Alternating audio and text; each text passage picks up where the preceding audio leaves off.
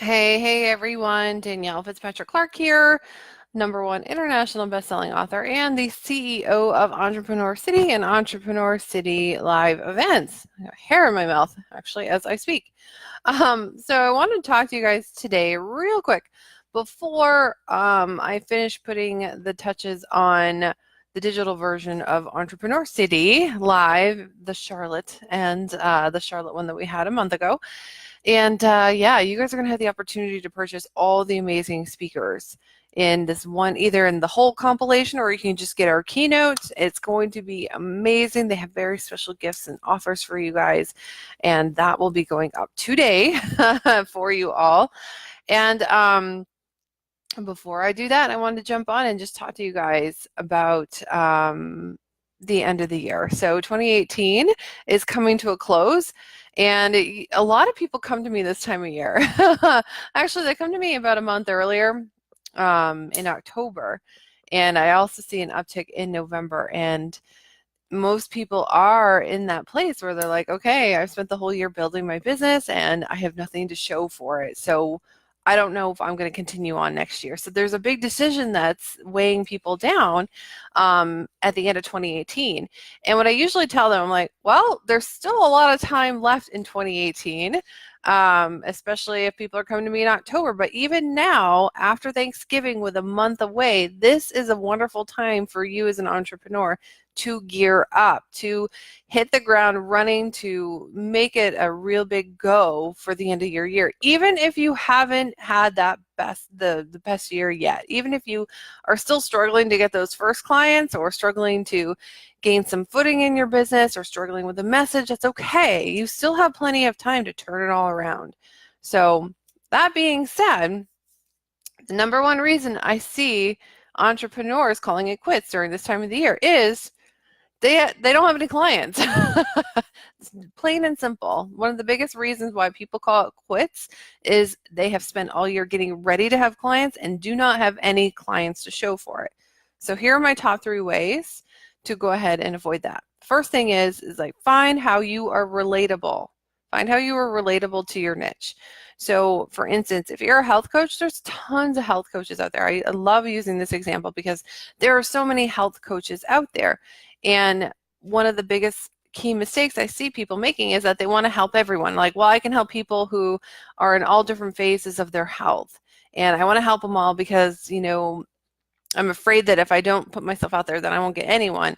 Here is the flip on that. And this happens every time. This isn't just an energetic thing. This isn't just a marketing thing. If you try to help everyone, you will help no one, and no one will come in and work with you. And that's because you aren't specifically speaking to them. And people have to find that relatability. How is it that you can help them? You can have all those wonderful stories, success stories about yourself, or what it is that you do, and me. But if you're not relating to the clients that you want to work with and digging down and knowing them deeply, they're not going to take a second look at you. In fact, they're going to move on to the next person that they feel is speaking directly to them. So this is why the rich is in the niche. This is why the rich is always in the niche, because that's how we can communicate with our ideal prospects, but we first have to understand that. So the second thing is who is it that you serve best? You have to know who it is you serve best. And that can be that you niche down. The more you niche down, it makes it not only easier to nail that messaging and to relate to your prospects, but it also makes it much easier to identify them. That's the wonderful thing, is that it's so much easier to identify them. And if you're still confused or overwhelmed or need some clarity in who you serve best, think of who you were 2 steps behind. I talked to a lovely woman yesterday, and she's been in corporate. She left corporate just recently. I really gave her an applause. I'm like, oh my gosh, that's so amazing. Good for you. I know how big of a step that is. And she was struggling, like, I'm not sure who to target. And I'm like, well, think of yourself. And of course, hers is helping people helping people leave corporate and be entrepreneurs, being leaders, and even they could still even be in corporate. I'm like, think of where you were and the pain points that you had, even 2 steps behind. And the way I explain this to her, I'm like, it's not even that we have to be like all these steps ahead of our ideal clients. In fact, it's beneficial for only 1 step or 2 steps ahead of us, because it's still fresh. It's still fresh in our minds and in our hearts, like what it felt like when we were in their position. And when we can still connect to that emotion, we can connect to that ideal client in a very profound way. We can connect to them in a profound way. The messaging, the feelings, the words that came with that are much easier to grasp a hold of and to communicate versus if you're 5 or 6 steps ahead. Now, granted, there is some confidence that happens if you're like, yeah, I just did that all the time, had all the success. But when it comes to really niching down and wanting to gain access to those people that you serve best, a couple steps ahead is what I highly recommend. So yes, so relatability, serving who you serve best for clients, and then providing them a solution. And this is the sticking point for a lot of people who are coming out and they have these products and services and they're not selling them. It's like, is it a solution that is a must-have need of those ideal prospects? We pay to get out of pain. We always pay to get out of pain. And there are absolutely people who pay because they want to better themselves. Absolutely. That is a smaller percentage, and they are out there, and that can be your business. But specifically for entrepreneurs that are struggling right now, today, to get clients, understand that people will pay to get out of their pain. If you're targeting your ideal prospects and who you serve best, and you know how to communicate to them, you've been there not that long ago even, then you also have to provide them the solution that will get them out of that pain. And it's not a nice to have solution. It is the solution. It is the one that will help them sleep at night. And, when I talk about ideal client profiles and like, what is it that keeps them up at night? And it's normally the scratch the surface point, like, well, they need more money. Great. They need more money. Absolutely. How desperately do they need more money? Let's dig into the story behind that. Do they need more money because they're so stressed out every single day and they can't get any sleep, and that's why their anxiety is almost taking a hold of them and everything is falling apart around them, their health, their relationships? I mean, what is the fact that they are in pain, do need money? What is it that's really happening for them? Not just on the surface layer, but underneath all of it. Yeah, provide a solution. So if you can provide a solution that will fast track them out of that, and also to support them, that's the other thing I love, is when we have these products that really key into the support piece underneath all of it. It's essential. It's essential. We can give, and I say this in digital marketing, like, oh yeah, use this hack. This will get you where you want. But if you can provide that underneath, that underlying support, that's a huge intangible that you can put a lot of value to. So when you are providing a solution, don't forget that the support piece is a huge part of the solution as well, and communicating that thoroughly.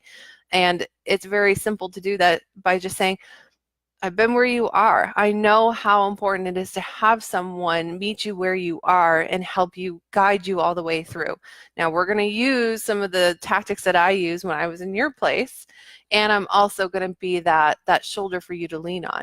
And that's how simple it is when we're talking about an intangible. It's just that it goes back to that relatability, that we're relating with them, we're understanding, we're supporting them, and we're providing them a solution. So, and for those who are struggling with a solution, and this again takes a step back to the point before, which is serve who you serve best. It is stepping into their shoes. It is understanding what helped you get through that point. If you're offering a product or service based on what you've learned yourself, it is getting into their shoes and understanding them on an emotional level, and also being that relatable person, but knowing what would you pay for? What would be a no-brainer for you to pay for to get yourself out of pain during that point? And I love to say, I'm like, when I look at products, I can tell immediately, I'm like, is this a nice to have for their ideal clients, or is it a must have? You always want to be a must have. and think of it this way, if everything for that ideal client, that ideal prospect was to turn upside down and they bottomed out on their cash flow, would you be at the top of the list for things that had to be paid for, that had to stay? And that's where you want to be. That's a solution that you want to provide, that no matter what happens to this prospect, if they don't have money, if they lose everything, you're still at the top of the list of things they absolutely have to have in order to get through. So trying to think of a really great example.